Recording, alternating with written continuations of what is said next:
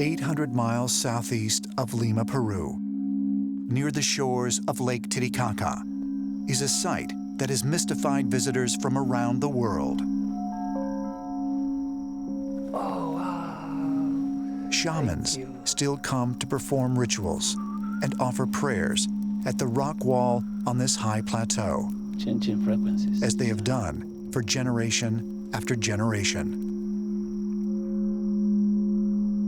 It is known as Puerta de Hayumarca, or Gate of the Gods. And when you see it, it's quite baffling.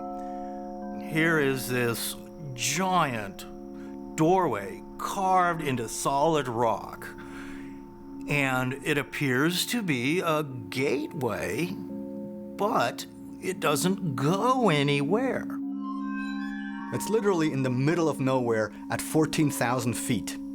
Yet that rock, as clear as you can see, has a gigantic rectangle carved out of it, cut out of it.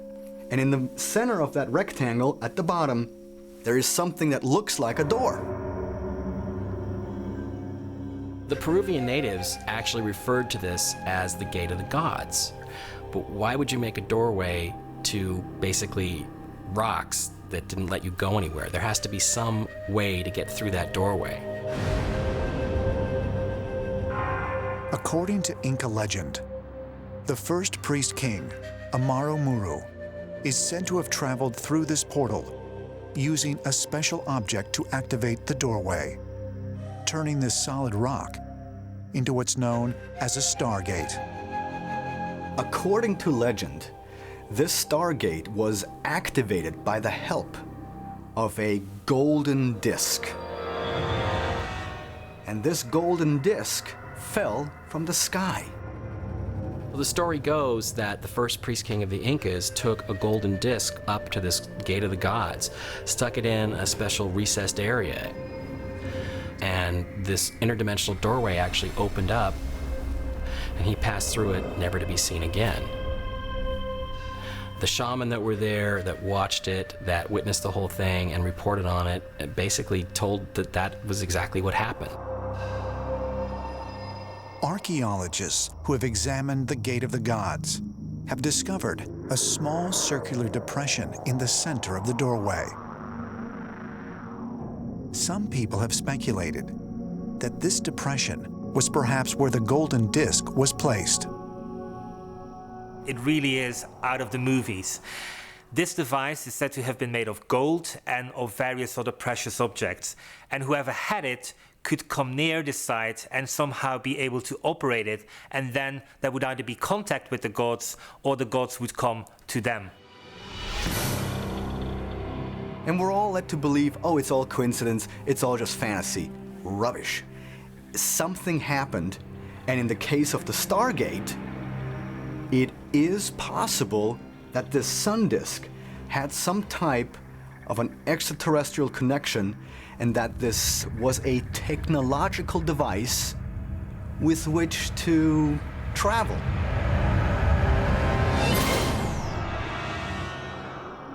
And that may mean physically taking a person and taking them into another hidden dimension and taking them back. Or it may mean traveling between Earth, going through that Stargate and going to another place somewhere in the universe. According to the local legend, these priest kings, known as Space Brothers, reportedly came from other worlds. Might they have traveled here through the Gate of the Gods? They came from the other constellations, from other planets. In our language, we have a word called Chacana, which is some of the constellations like the Southern Cross, Orion Belt, Pleiades. One of the elders said, this is the bridge to home. So, in essence, all these manifestations has to do with the Space Brothers. But could a device to activate this door actually exist? And if so, where would the doorway lead? According to ancient astronaut theorists, the Gate of the Gods is one end of a wormhole, a type of portal that connects either to another part of the universe or another dimension. The wormhole is a theoretical construct through general relativity. The concept is really that there's a possibility of space-time being connected, various parts of space-time being connected through a small channel. And if such a construct was made, then you'd have a shortcut between very distant parts of the universe. Peru, home of the world's longest mountain range, the Andes, the spine of South America. Here, in a high river valley, among peaks towering over 20,000 feet, the Inca established their capital city of Cusco, which thrived for over 300 years, until Spanish conquistadors arrived in the 16th century. Above Cusco, at an elevation of more than 12,000 feet, looms the ancient fortress of Sacsayhuaman, whose immense stone walls may hold secrets which predate the Inca themselves. My feeling, very strong feeling, is that we're looking at a two-phase construction site in many of the so-called Inca stone monuments. And that the Inca structures sit on top of much more ancient rock-cut structures and megalithic structures that we just don't know who built them. And this actually fits with the Inca's own view. Like many Inca sites, Sacsayhuaman features astonishing stonework, but not all of it credited to the Inca. According to conventional archaeology, the Quilcay culture built the older sections of the site approximately 1,000 years ago. But the Inca themselves believed the site was constructed by an earlier unnamed race of people, led by a powerful god who descended from the skies. Throughout time, there has been witness to a god named Viracocha that visited the South American people and blessed them and gave them all types of technology. And some of his physical characteristics make him stand out from the indigenous population because he was a very tall, pale-skinned, white-haired being. But did this god Viracocha actually exist? Could he have been, as ancient astronaut theorists suggest, a visitor from an alien world? If so, it might help to explain just how the ancient site was constructed. This rock weighs about 20 tons. This is minuscule compared to many of the rocks at Sacsayhuaman. Today we have heavy machinery to move such stones, but in the ancient times, especially the Inca, they would have used massive human workforces working for massive amounts of time. A rule of thumb is it takes about 10 to 20 men to move a 1-ton rock. So when you're talking hundreds of tons, you're talking thousands of men. What we see is a culture who have got the technology to quarry giant blocks of stone, move them to the site where they want to build, and then to stack and cut and articulate these massive blocks into, in some cases, almost indestructible structure. Talk about granite, you're talking about a composition of feldspar, mica, and quartz. So you need diamond to actually braid it or cut it. We would use diamond today to cut granite.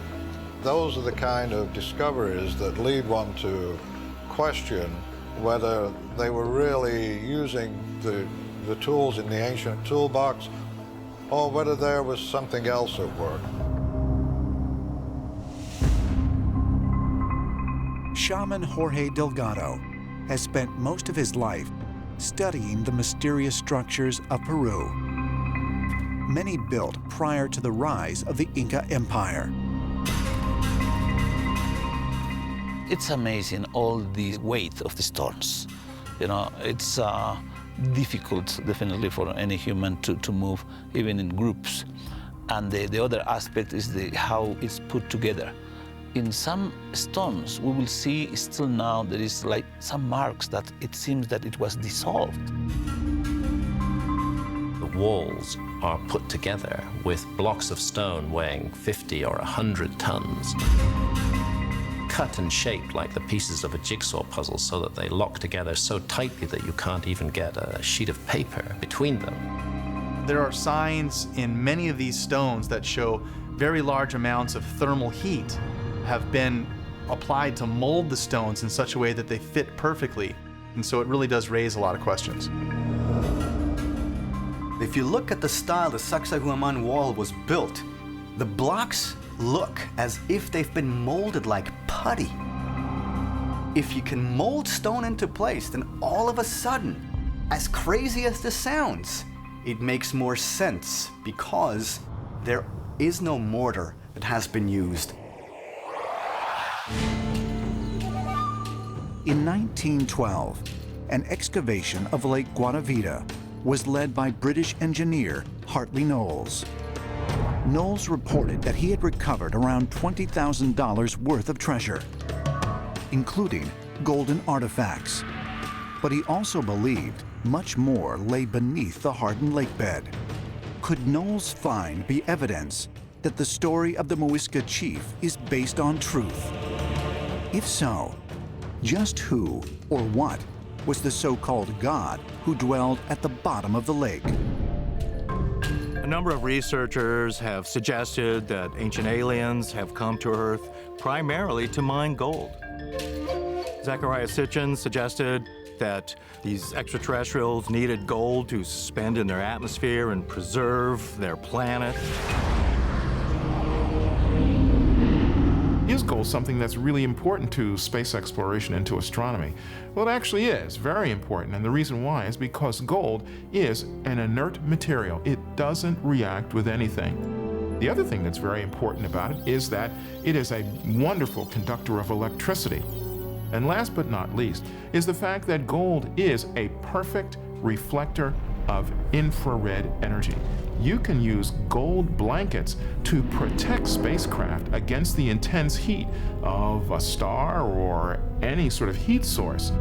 Gold is a very rare and valuable element throughout the universe.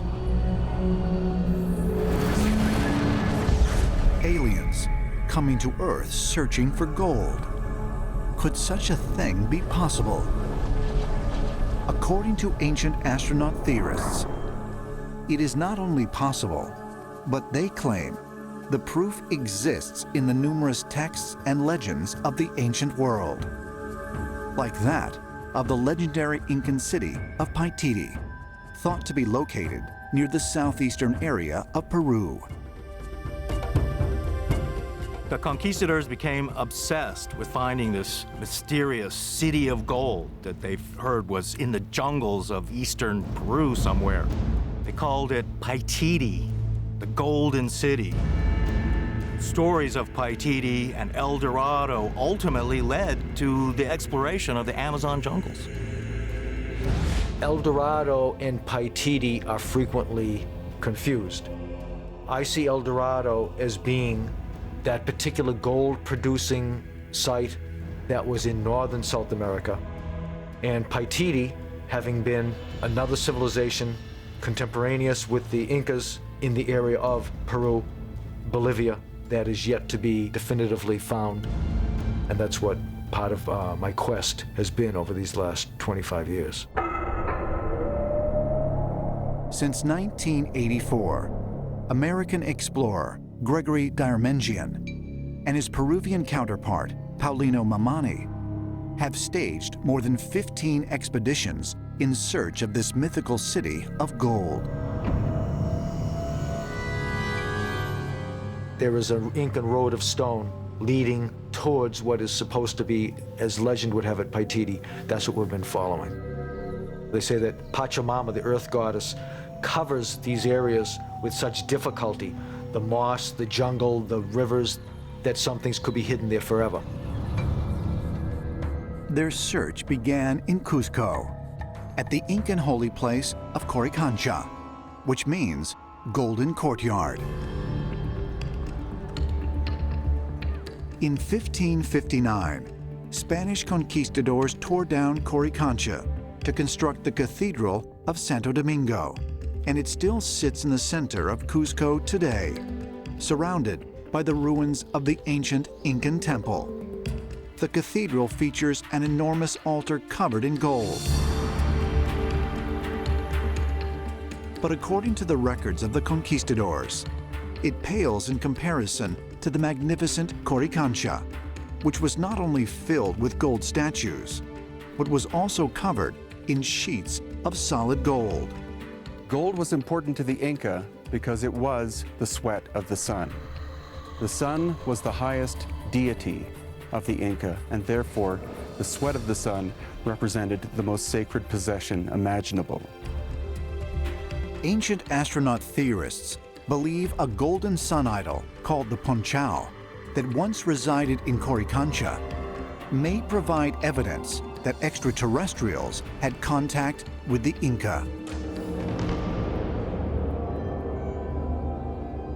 Coricancha was famous for its gigantic golden disc that the ancient Inca worshipped. That was a symbol of a giant golden disc that allegedly landed from the sky in front of the Inca ruler Atahualpa. And he had direct contact, according to the legends, with the sky gods.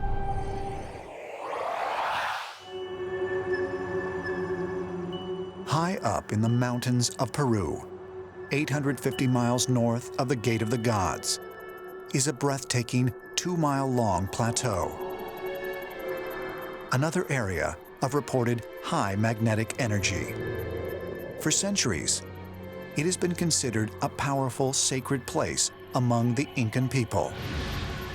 It's called Marcahuasi. Marcahuasi is a very beautiful region in Peru. Marcahuasi is said to have had very bizarre energy. People go there and they experience bizarre energy patterns. The local people say it is a place of the wizards and gods and genies of old, and they treat it with a great deal of veneration. When people go there, they report a special kind of frequency and energy, a euphoria, in fact. Most geologists consider the many stone formations on the plateau to be naturally formed, born of millions of years of erosion and other natural processes. But is there more here than first meets the eye? Some consider Marcahuasi to be a massive sculpture garden, filled with carvings left behind by an ancient civilization. This is a region whereby stones are not just stones. What we have here is almost like a Disneyland of the gods. The question then is this a purely natural phenomenon, or is this something more?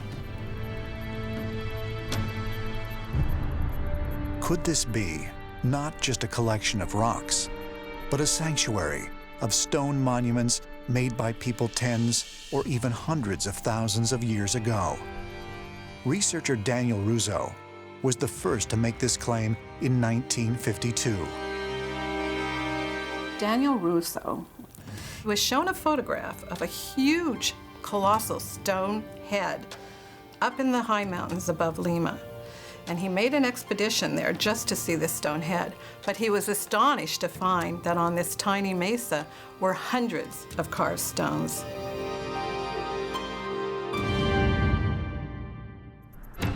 There are those who believe the rock formations depict animals and people not indigenous to South America. They see in them figures such as an African queen, the Egyptian god of fertility, Tawaret, depicted as an upright hippopotamus, a camel, and many others. One formation, known as the Monument to Humanity, features what appears to be a Western face on one side and a Middle Eastern one on the other. Is it really possible that so many formations, which appear to depict figures from around the world, could coincidentally be found on a single plateau? Or if they are man-made, who may have carved them? The local legends say that it is a place of the ancient giant gods, that the gods created this. In fact, when the Spanish chroniclers came to Peru and investigated the ancient shamanic religions of Peru, they told a story of Tisiviracocha, the creator god, who arrived in the guise of a man to walk and inspect his lands. And he had given them different orders, and there were some rebel nations that were not doing what they were supposed to do, and he promptly turned them to stone. The name Marcahuasi provides a clue to its origins and mystery. The word itself predates the Incan Empire. Marcahuasi scholar and researcher Daniel Russo believed the name meant two-story house and referred to the strange complex of buildings located on the site. That really raises the question that scholars and theologians have been trying to figure out for many years. Is there an Atlantean or some lost civilization? So Marcahuasi puts that question back on the map. Could this be possible? Were there transoceanic cultures visiting thousands of years ago off the books of recorded history?